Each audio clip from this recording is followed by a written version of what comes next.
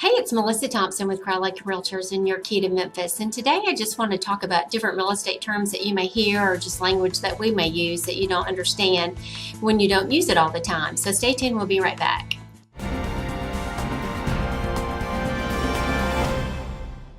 All right, well, welcome back. The first thing I want to talk about is comps. You hear the word comps. Well, we mean comparables when we say that. So it's just different ways to look at the neighborhood, to look at the size, to look at the square footage, to look at the different amenities, to look at the condition of it when you're comparing. So it helps you when you can look at comps when you're buying a house to make sure that's, the price that you need to pay.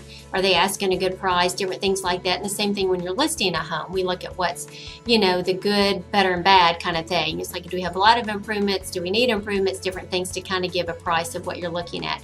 And that's what an appraiser looks at too, honestly. If you had 3 appraisers appraising your property, they're going to come up with 3 different values. It's going to be in a range, and that's kind of what we look at too to see where you fall. Okay, so real estate term number 2 that I want to talk about is PMI, which is called private mortgage insurance.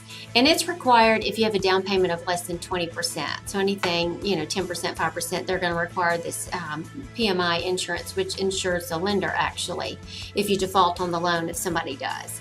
So, and there's 2 ways to get rid of it. I mean, you could have like 5 years from now, if the market keeps going up like it has been, you may have to pay for an appraiser, but you can have that done and send it into the lender. And then if they see that it's, 20% at that point, then they'll remove the PMI.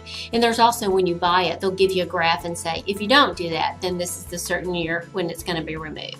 So that's good too. So that's what that means, private mortgage insurance, and it's on conventional loans. And then thirdly, closing costs. That just kind of runs the gamut. Usually you see that costs that's 3 to 6% of the contract price of what that amount would be.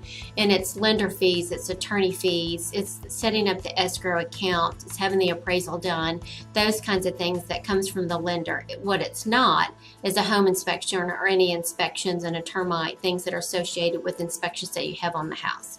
So anyways, those are just terms I know that we throw around. Just thought I'd go into explanation about that. If you have any questions about anything, market's still good. If you're looking to buy or sell, we're happy to help you in any ways. Thanks so much and have a great day.